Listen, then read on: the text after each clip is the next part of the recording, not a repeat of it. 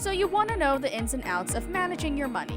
Well, lucky for you, you're just in time for another episode of Master Your Finances with certified financial planner professional Kurtis Baker. Kurt and his panel of experts are here for you and will cover topics from a legal and personal standpoint. They'll discuss tax efficiency, liability, owning, managing, and saving your money, and more. Master Your Finances is underwritten in part by Certified Wealth Management and Investment and Rider University. Rider offers continuing studies programs for adults who need flexibility. Want to add new skills to your resume? Take a continuing studies course at Rider University.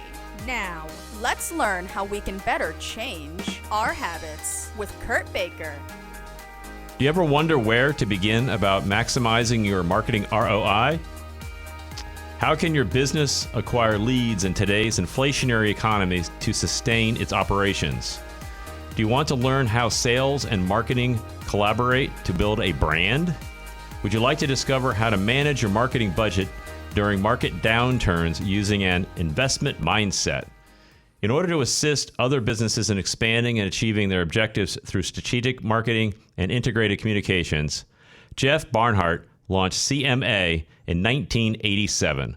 With over 35 years of experience from startups to Fortune 100 firms, including the first energy-efficient, environmentally friendly lighting solutions and introduction of the Energy Stars program's forerunner, the EPA Green Lights program, Jeff will show you how to achieve growth in your business despite recessions, inflation, job shortages, disruptions in the supply chain, blackouts, natural disasters, and the pandemic. Jeff, welcome to the show. Sounds like you got everything covered. So now that we've been through this interesting past few years, you know it all now, right? You knew a lot before, but now you simply know everything. So what do we do? Well, it's interesting, Kurt. Thanks. First of all, thanks for having me. I appreciate it very much. But yeah, it's some interesting times we're in right now with how everything's going on. And, we're just talking about technology. Technology gives us a lot more opportunities than what we've ever had. And so it's all about how do we take advantage of those opportunities and what's the best way to do it from a marketing perspective. Well, that's great. I know we have all this stuff. I mean, for years and years and years, I've been hearing, well, go digital, go digital, go digital, do all this stuff, right? And as a business owner, you're kind of like, okay, that sounds great, but how do I start this whole process? Because it seems a little bit overwhelming to somebody that just knows, hey, you're supposed to get your name out there. You're supposed to do all these things, but you hear things like SEO, you hear about optimization, you're like, oh, that sounds like cool terms, but how do I start this off so it doesn't feel quite so overwhelming? Well, it's interesting. I mean, going back several years, and I've been in marketing my entire life. It seemed to be a lot easier before, and I'm not sure it was easier, but there was less things you had to worry about. There was less opportunities for you. Back earlier, you had TV, you had radio, you had print, you might have had direct mail, maybe outdoor, and that was it. And you could focus your advertising marketing in those particular areas.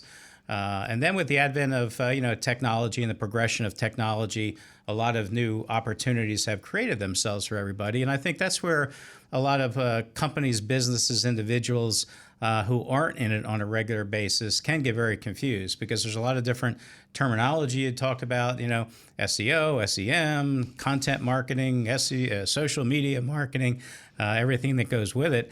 So it's like, where do you start? And that is the question. But, what we tell our clients is, today, the best way to start from a marketing perspective, you have to go back to how you sell. In the early days, you sold by identifying your prospect, targeting your prospect, going out and reaching to that prospect through various mediums and various tactics. Today, it's 180 degrees. It's about being found. All right. So if you think about it, before you used to have to find your prospect. Now it's all about your prospect finding you.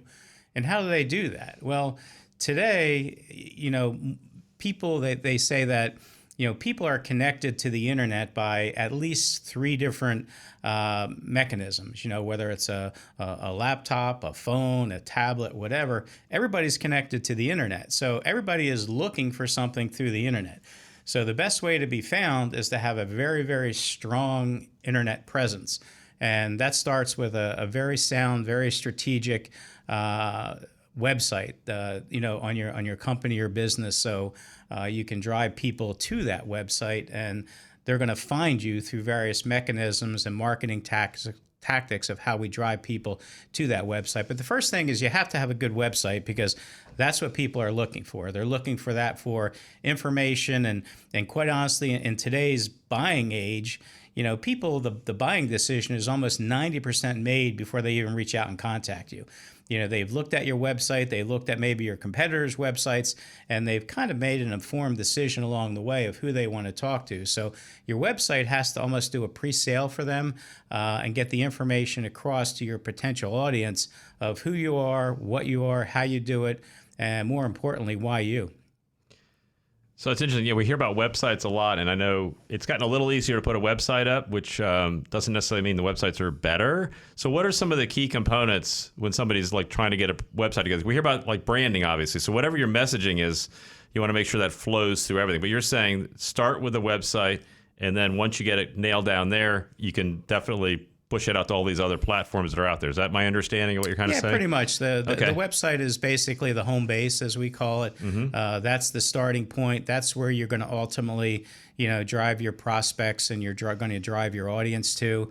And then we, look at kind of an integrated campaign as to how you drive your audience to that website. How do they find you how do they find your website, really?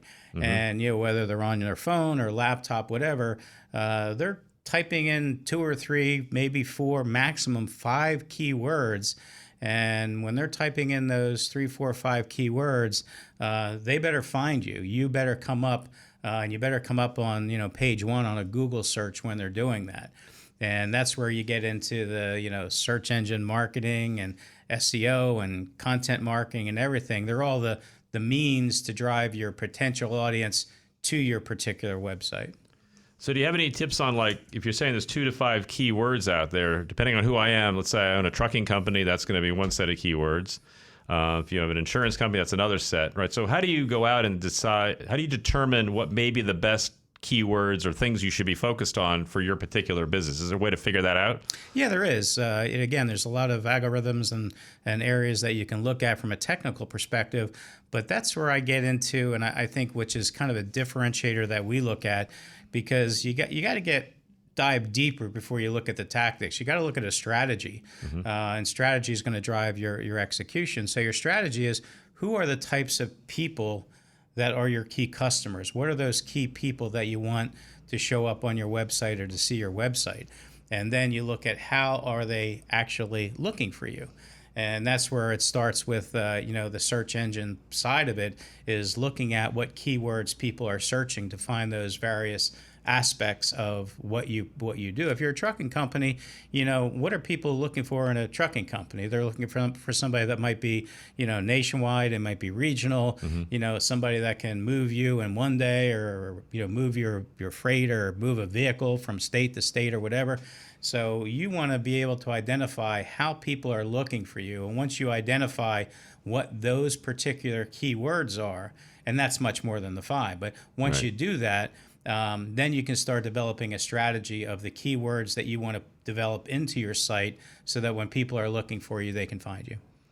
Oh, interesting. So can you start off by looking at what people are doing currently to find you, if they have found you, and then maybe exactly. expand on that? Because yeah. you can look, I know you can look these things up with some of the tools. I think Google and some of the other ones offer basic tools, but you have to really dig deep and find out who those people are, because you want to find out who your ideal client, so to speak, is, right? Who is that person you really are trying to focus on, I guess, right? Well, that's key. I mean, who's your ideal client? You have to identify who is your ideal client, first of all, and what are they looking for in your particular service, and then you can look at how they're looking for that particular service. So again, it's about understanding your business and knowing your basically your ideal client. And then you want to take them through a buyer's journey of how they find you on your website with keywords, because they're not looking very long. They're typing in, trucking, national, whatever. Right. And you better show up when you do that. That's why it's critical to really do a lot of research up front, because if you put the time in up front, the results on the back end are going to be that much greater for you. And again, when you look at marketing, marketing is an investment. Right. I mean, I think too many people look at it as an expense.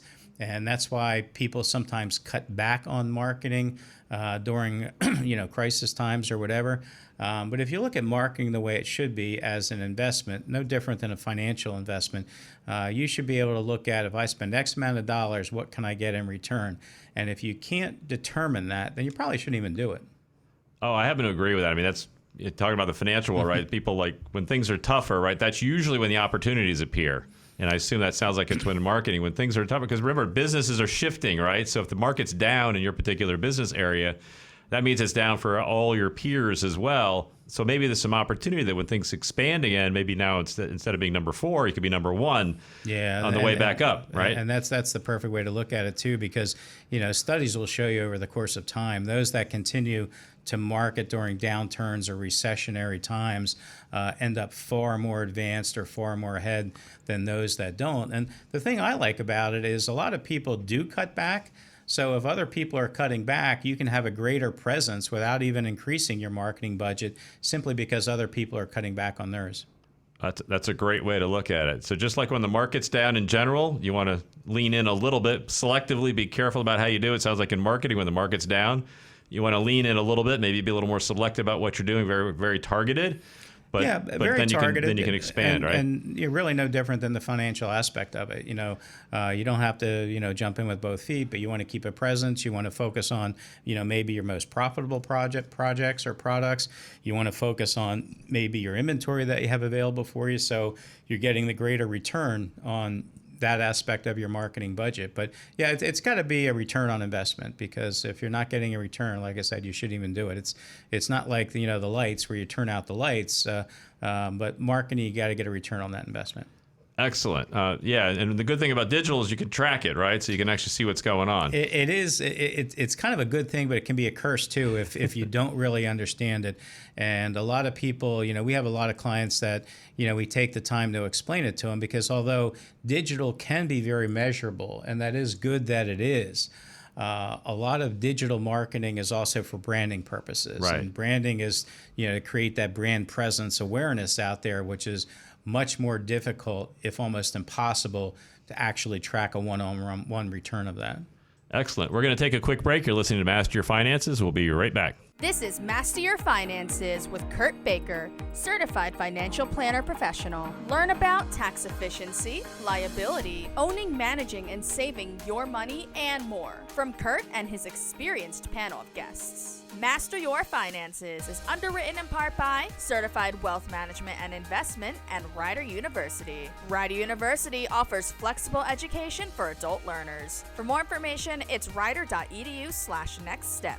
Welcome back. You're listening to Master Your Finance. I'm here with Jeff Barnhart of CMA, and we're talking about the importance of marketing, especially in a downturn where you can actually increase your market share when things turn around. So it's important to keep a present, be strategic.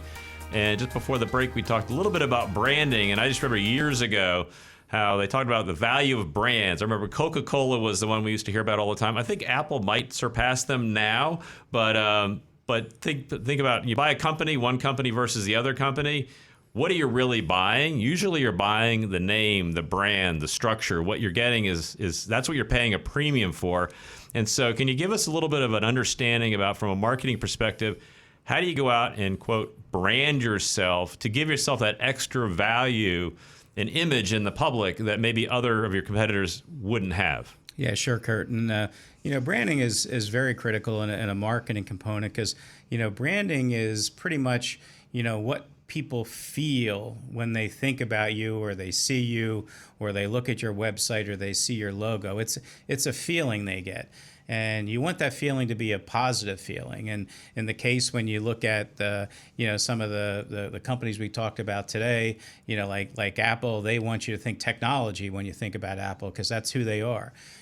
Coca-Cola, for the longest time was the real thing, because they wanted you to think they were the real thing. They were the only cola out there, if you will. But, branding has taken on a life of its own, per se, especially in the digital world, because, again, you have so many different ways to drive people to your website. And when people come into that website, they're going to look at your website and they're going to get a feeling about you. It's like driving through the neighborhood and looking at various houses. And some houses you're going to look at and say, wow, I can see myself living there. Somebody could say, geez, I'm really not sure I want to even be in this neighborhood. So when you look at branding in a website per se, it's the look of what you want people to think of when they think about your product or service. And then you want to kind of look at, what your brand promise is. What do you stand for? If I do business with you, what am I getting?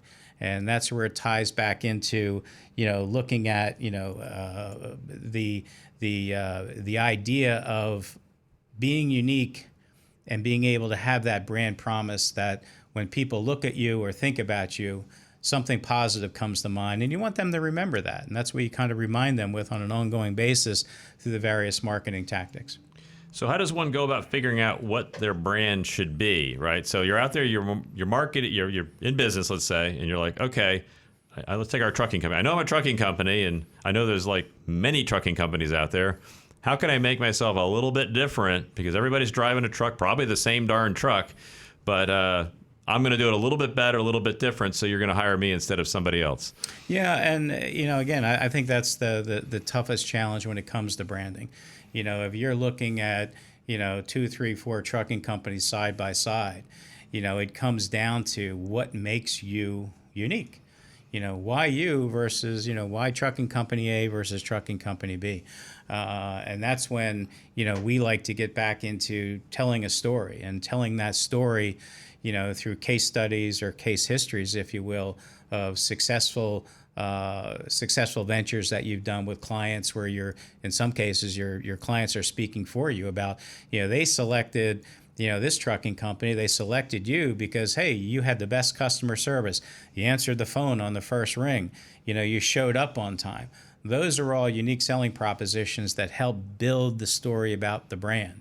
And it's even better when you can have, your clients tell that story for you through case studies. But that's where people look at that story of who you are, and it conjures up. And that's why the internet is so crucial today, because as easy it is to talk about positive thoughts, it's also very easy for people to post negative comments about your brand on the internet. Like you see it all the time, never showed up, didn't answer calls, whatever. Well, that's going to create a very negative presence, in the marketplace about your company, and your brand is going to kind of go down because of that.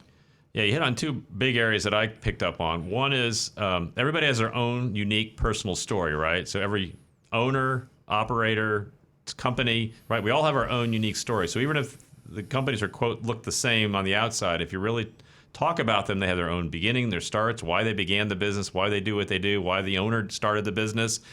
So you're talking about how we make that story part of the brand in one way, shape, or form, and how the clients interact back to that, right? So everybody is unique. So then you have to nail down what is your personal story, so to speak, and why do you do what you do. Very much so. And even looking at CMA, the business I started 35 years ago, I came from the corporate side of an agency-client relationship. So being on the client side, I had my frustrations and successes with various marketing companies and advertising agencies, and so when I started CMA, I knew what the positive feelings I wanted to do for my clients to have with me. And so when I started, our business, CMA, I said, hey, I understand. I've been on your side of the desk. I've been there. I understand that you have to present something up to senior management. You may not have that decision-making ability yourself. And so we always approached it from, hey, we've sat on your side of the table before. We've sat on your side of the desk, and we know what you're under. We know the stresses. And so therefore, we can make your job a lot easier by working with us. And, the aha moment for the client is, somebody does understand what I do. I don't have to educate them. I don't have to explain it to them all over again. They do understand. So they feel like they have a true ally, somebody who's been on the inside of their structure a little bit. They Very can kind much of so. help them navigate the process with them, as opposed to them having to teach you and maybe you doing it incorrectly as far as what they have to deal with. That's awesome. The other thing I thought was interesting was you talked about negative comments, which I think is an interesting thing, because I've seen some people actually turn those, like there's a negative comment posted, but then I'll see some businesses that actually interact with it. And when I read through the whole thing, I'm like, oh, I actually like the business more after the negative comment, because the person who made the comment, they actually dug into it a little bit. So what are your thoughts about how to manage those, right? Do you just ignore them, or do you kind of, what do you do with those when they're out there? Most of that's social media, and that's kind of the pluses and minuses of social media. I mean, social media can be a great and wonderful tactic, and you also have those keyboard cowboys that sit behind the desk and do nothing but talk about, I went to your restaurant and last night and the steak was bad and the service was bad and everything else. They kind of just want to talk about negative things, right? And no, you can't ignore it, because if you ignore it, you're kind of saying, okay, we may not agree with it, but we're just ignoring it. So I think you always have to respond to negativity. You don't want to get confrontational, whatever, but you want to be able to explain to it. And sometimes, it's just a matter, especially, using the restaurant business today, especially down the shore, where it's very, very difficult to get help. People are waiting in lines, and people are saying, hey, I waited forever to get my meal. It was cool. Sometimes you just want to say, you know what, we had a bad night. We've got a good reputation. We had a bad night. We were short a server that day, but we still elected to try to accommodate our full complement of people coming into the restaurant. And we apologize. Please stop by and check us out again. And like you said, most people look at that and say, yeah, I know it's tough for that business, and they're acknowledging it. They're not running from it. And I think a lot of people look very positively at those types of responses. Oh, absolutely. Because I've had that personal experience. Like in a restaurant, we sit down, they actually apologize in advance. We're a little short-staffed tonight, so if things are a little slower, we just want to give you a heads up, so to speak. I thought that was interesting. Because that's kind of, to me, that was a branding thing. They were like making sure we had information. It is. Right? And which is nice. If you go back before social media, that interaction would have never happened, because the client, the customer, had no vehicle, no way to talk about that other than if you ran into somebody. But now social media, before everybody had a voice, but now everybody has a channel through social media. And those that are successful learn how to leverage it from a positive perspective, and learn how to deal with the negative that you will get at a certain point of time, and turn it into a positive as best you can. So once we gotten our branding kind of figured out, which is the key, and get your personal story, your brand, then it has to take on a look and a feel that matches this story, right? So can you tell us a little bit about how that process goes? So if I'm a corporation, I might be different, a big company as opposed to somebody a little more agile, let's say. I mean, everybody's got their own little personality, because we see all kinds of images out there. Can you tell us a little about how you come up with these different images for people? There's all kinds of images. And, especially in today's day and age, because there's more and more businesses, there's more and more small business. Small business is what drives our country today, and more people are starting small businesses. But it comes down to, a lot of it is you, the personality of the company, and especially in a small business where the company takes on the personality of the owner or the few people that start the business. And if somebody, for example, looking at a website, what do you want them to see when they see that website? Are you a conservative company? Are you a cutting edge company? Are you fast and furious? Are you slow and methodical? And each has its own advantages, but that's what kind of defines sometimes the color selection, the font selection, so that they not only read about you, but they can visually say, oh yeah, I can see what they're trying to achieve here from a graphic perspective. And the greatest thing about websites, as opposed to before, your corporate brochure was your website per se, but it took a long time to design that corporate brochure. It took a long time to print it. It was very expensive to print it. And now with websites, you can kind of modify, manipulate on an ongoing basis to suit existing needs that you have. You can post content on your website that might talk about specials that you're having, or product inventory that you're looking to push out the door. So it can be instantaneous recognition for your need as a business or company to your audience out there. And that's where it comes back to making sure that you have the keywords set up that you can drive people to those particular areas. All right, thanks, Jeff. We're going to take another quick break. You're listening to Master Your Finances. This is Master Your Finances with Kurt Baker, Certified Financial Planner Professional. Learn about tax efficiency, liability, owning, managing, and saving your money, and more from Kurt and his experienced panel of guests. Master Your Finances is underwritten in part by Certified Wealth Management and Investment and Rider University. Rider University offers flexible education for adult learners. For more information, it's rider.edu/nextstep.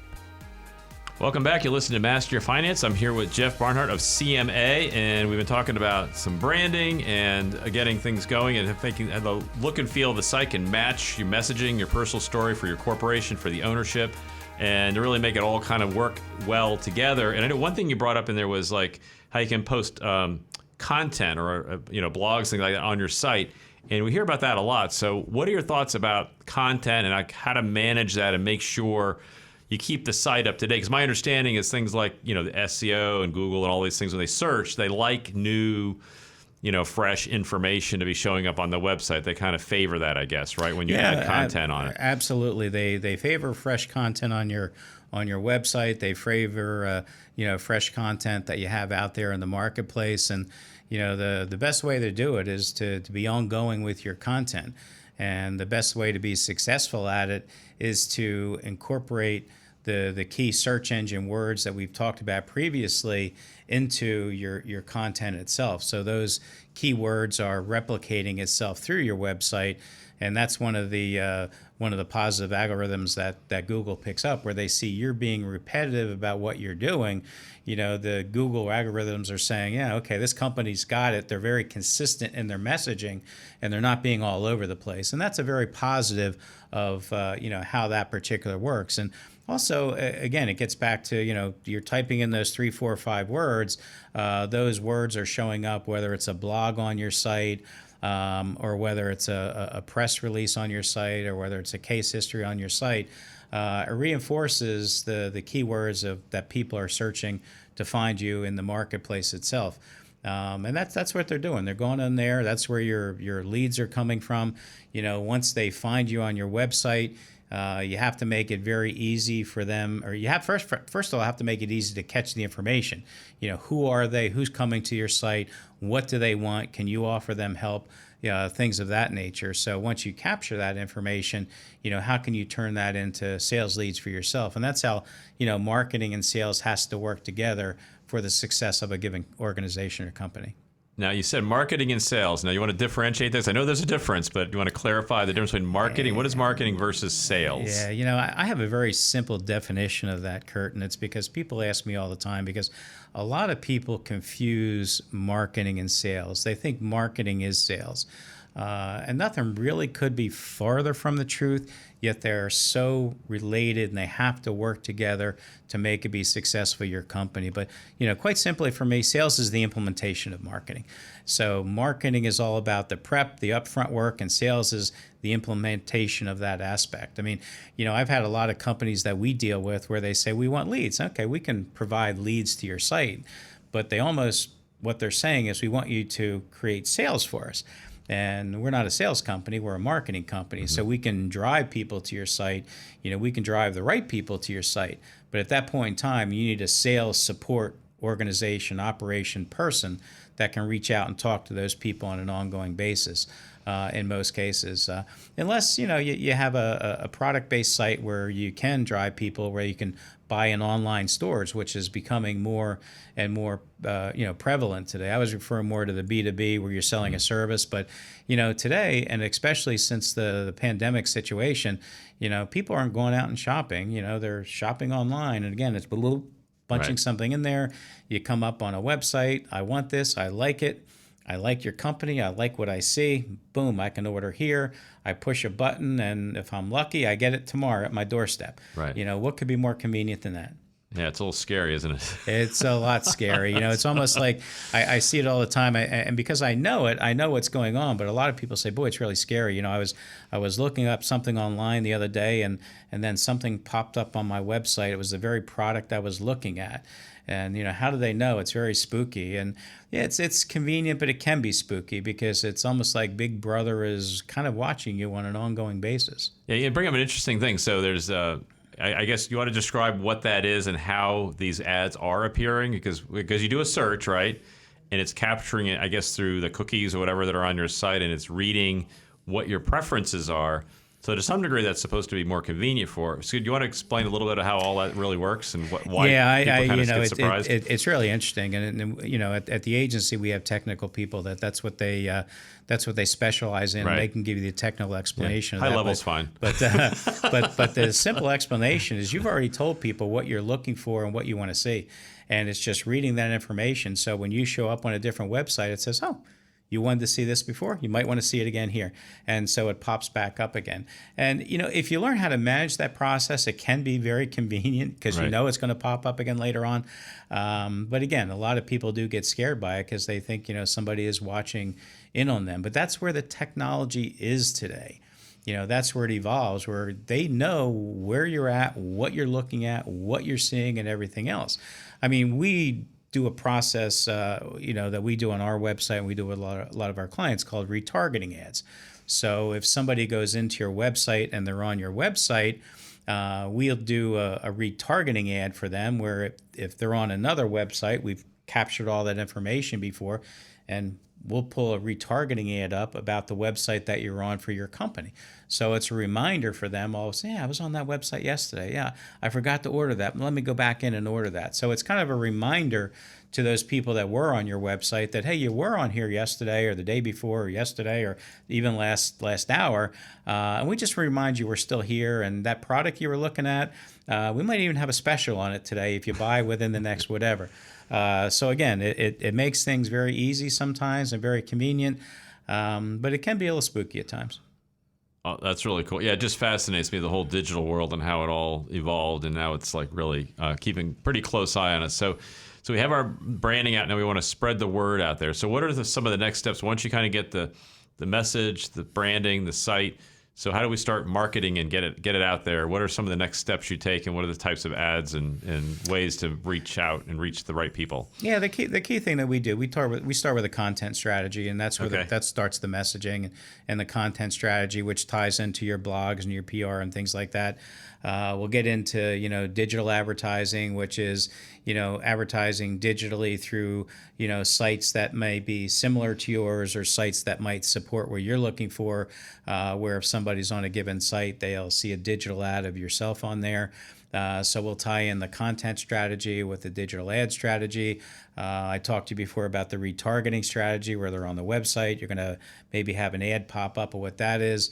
There's a lot of people are using what they call geofencing now, where it's like drawing a circle around a certain area that you want to target. Mm-hmm. For example, a bank wants to target an area where maybe a branch of a competitive company, they closed down that branch last week, and so as a company that has a branch in that area, you draw a circle around that area. So if one of those companies or customers come into that area, your ad pops up.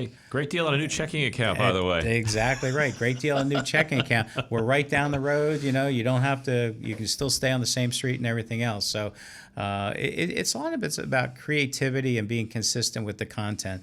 And if you combine the content strategy with the upfront SEO, social media is a key driver today. Mm-hmm. Social media is one of the biggest integrators of driving people to websites, because people are on social media, and that's what a lot of the companies are on social media. Again, it's all about driving people to your website when they're reading about you on social media as well. Because I hear social media, if you want to touch on that just a little bit, I know some are coming up, some are going down. I mean, I know more people are using LinkedIn for certain things, and I think Facebook, their people are changing. Aren't they changing over time? Like who's on these different platforms? It seems. Yeah, that's just my read as a layperson. It's interesting. I had a client one time a while ago say to me, he says, "We got to be on Facebook," and I said, "Okay, well, why do you feel you have to be on Facebook?" And said, "Well, my daughter's on Facebook, and she said I got to be on Facebook."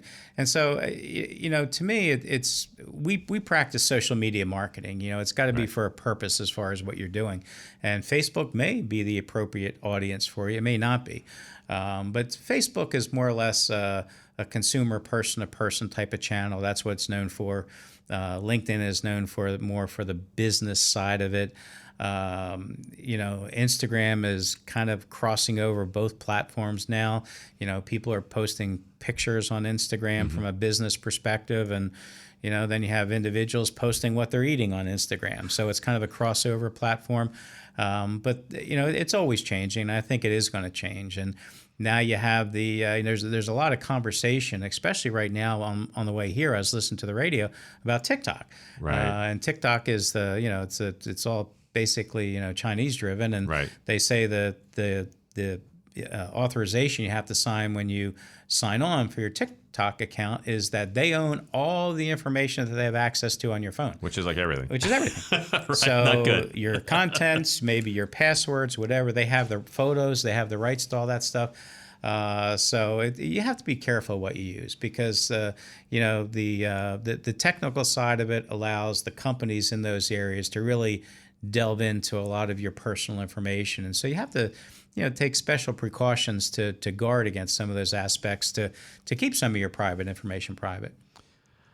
I agree with you 100%. We need to pay a lot more attention to those little disclaimers that pop up. I know like the Europeans have more disclaimers now than we do at the moment, as far as even going on a website. They're explaining like what information you share, and then you can decide, because a lot of people don't realize you do have a decision, or you can just stay off the platform altogether. And that's excellent information. We're going to take another quick break. You're listening to Master Your Finances. This is Master Your Finances with Kurt Baker, certified financial planner professional. Learn about tax efficiency, liability, owning, managing, and saving your money, and more from Kurt and his experienced panel of guests. Master Your Finances is underwritten in part by Certified Wealth Management and Investment and Rider University. Rider University offers flexible education for adult learners. For more information, it's rider.edu/nextstep. Welcome back. You're listening to Master Your Finance. I'm here with Jeff Barnhart of CMA, and we've been having a wonderful journey through marketing and sales, which are different. So marketing drives to the sale, the sales aspect. You do marketing.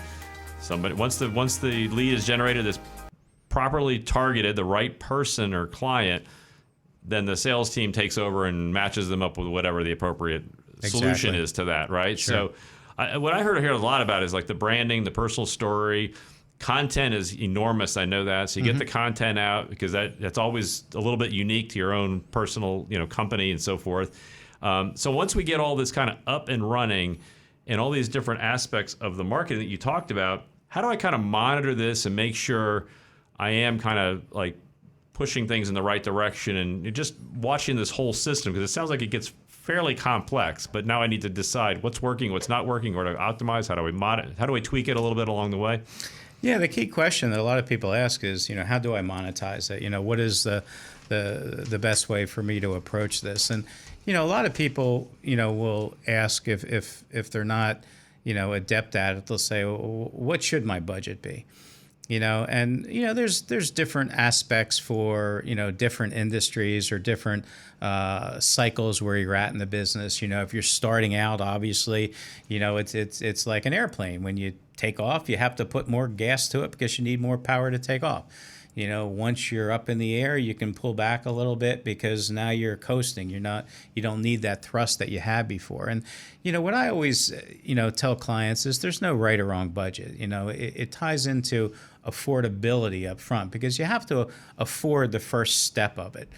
But then you have to be able to look at it, and I like to back into it, say from a year out, and say, how will we define success a year from now?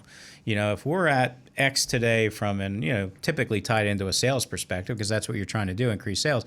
But if we're at X today, a year from now, what does success look like for you? And, some people are very, well, we want to triple business in 1 year. Well, that'd be nice. But, quite honestly, and you really don't have the dollars to do that, or what it would take to do that. But, if you take a look and you back into it and say, we want to be at, maybe a 20, 25, 10% increase, whatever it is in 1 year, then you can look at what that increase is. And you can tie into what that equates to you from a business perspective. And then you can look at it and say, what percentage of that do I want to allocate to my marketing budget to achieve that? And then you hit on a critical point, Kurt, is how do we measure that? And one of the nice things about the digital medium today is the fact that you can measure it. We have a very, good process that we use for ourselves, even evaluating, leads coming into our business, through various aspects, various channels, different places that we advertise in, and a very sophisticated tracking process as to following the lead down the journey of where it is. Are they just kicking the tires? Are they looking to do something else? We reach back out to them. Where did it go? And then we track the actual sales for that. And then we track the actual sales back to what medium did it actually come from.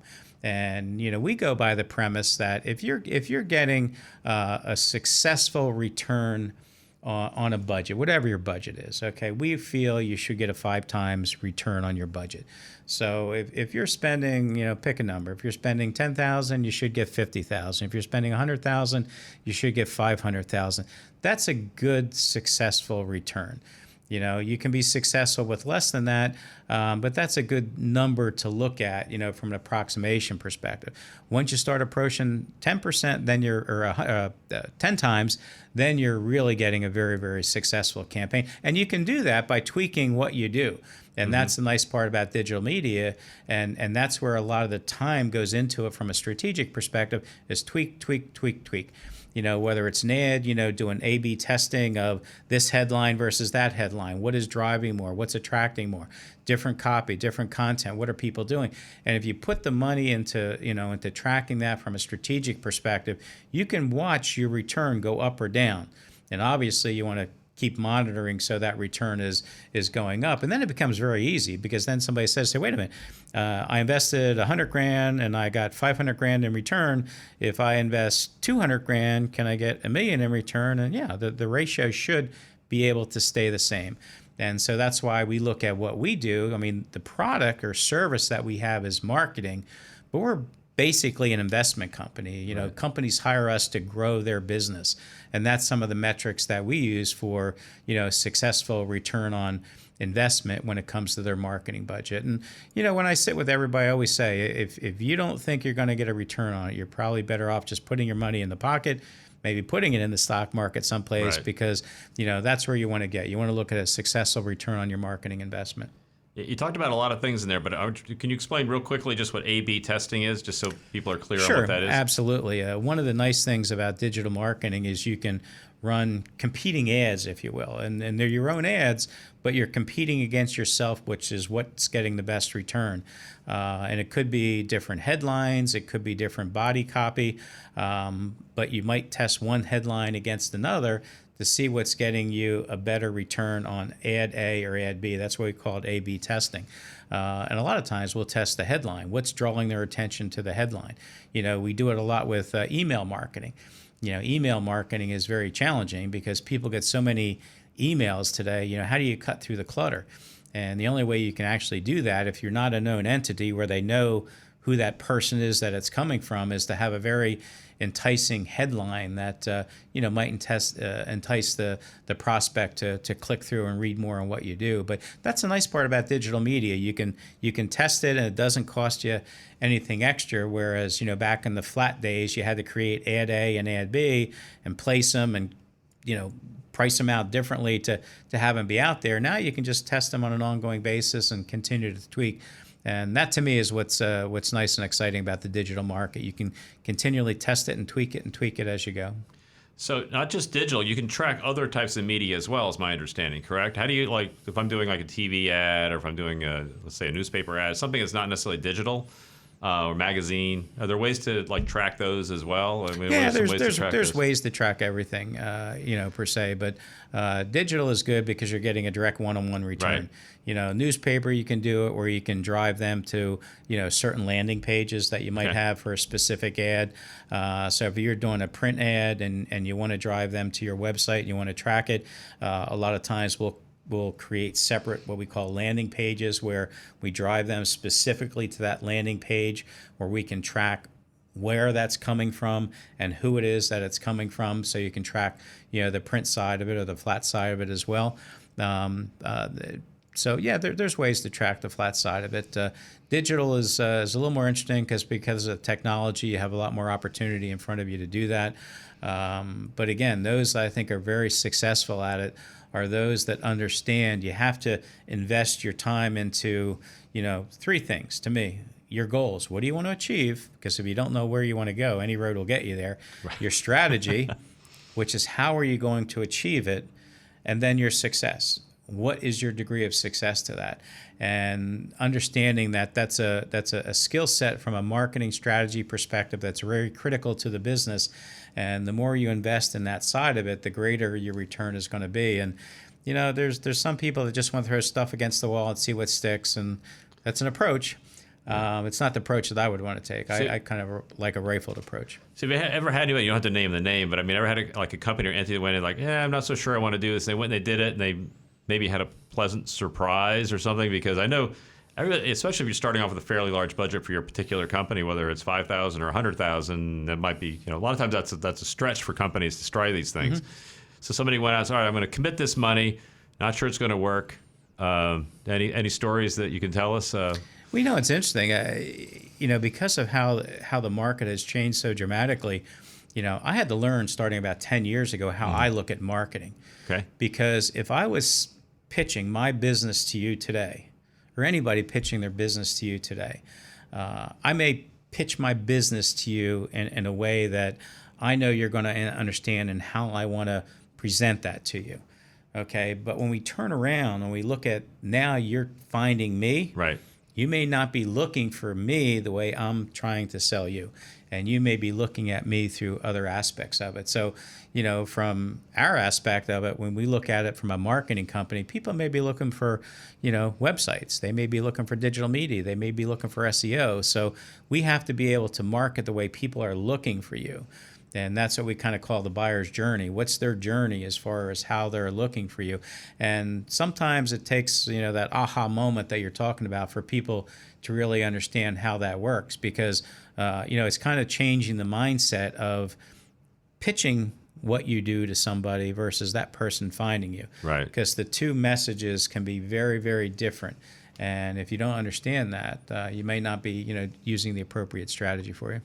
So we have to learn how to attract people to us, right? We can't just go out and and that's the key word. And the attraction may not be what you think is going to attract them to you, but right. In their eyes, what are they looking for? And sometimes, it took me a while to realize, even in our business, people are looking for me a lot different than how I thought they were looking for us. Yeah, that's exactly what I was thinking, is that I've never been surprised, like, oh, I didn't think that was going to work. And all of a sudden, wow, that worked pretty good. Yeah, big time like that, because a lot of times I think, as much as I believe in strategy and goals and everything, because I'm an old-time marketing person, a lot of today from a marketing side, people jump right to tactics. I want to do a website. I want to do social media. I want to do this, okay, without looking at what's the strategy of why you should be doing that. And that was kind of a learning moment for me to understand that people they want to jump right to the tactic, and once they're there and I'm talking to them, I can explain why they want to talk about goals and strategy as well. But that's kind of that aha moment when you look at, wow, you found me, how? Right. And they say, well, okay, then it kind of changes your mindset about how you go about, using that type of marketing to attract, new people to your business. It sounds like we need a plan, kind of like you need an architect before you build a nice house. So if you want it to be all right, you better decide what you're going to build first before you go in and make all the changes along the way. A lot cheaper, right? A lot easier to do. Well, it is a lot cheaper, and it is a lot better, and it is a lot easier. And, from that aspect, if you don't have a plan, then you really don't know what you're doing. And no different than an architect building a house. If you don't have a solid design to create a solid foundation, the rest of it's a house of cards, and it's just kind of a, whim and a prayer. Thank you, Jeff. This has been extremely informative. We really appreciate it. We learned all about marketing, branding, digital media. It's all changing, and you have to keep up with it. But the key is it's something we should all be doing as companies on an ongoing basis at some level, because otherwise, how are we going to attract people to our business to let them know what we're doing? You have to market if you're going to create sales. Thanks again, Jeff. You've been listening to Master Your Finances. Have a great day. That was this week's episode of Master Your Finances with Kurt Baker, Certified Financial Planner Professional. Tune in every Sunday at 9 a.m. to expand your knowledge in building and managing your wealth. Missed an episode? No worries. You can subscribe to a free weekly episode of Master Your Finances to listen to on your favorite podcasting platform. Apple, Spotify, Google Podcasts, whatever. Master Your Finances is underwritten in part by Certified Wealth Management and Investment and Rider University. Rider offers continuing studies programs for adults who need flexibility. Want to add new skills to your resume? Take a continuing studies course at Rider University.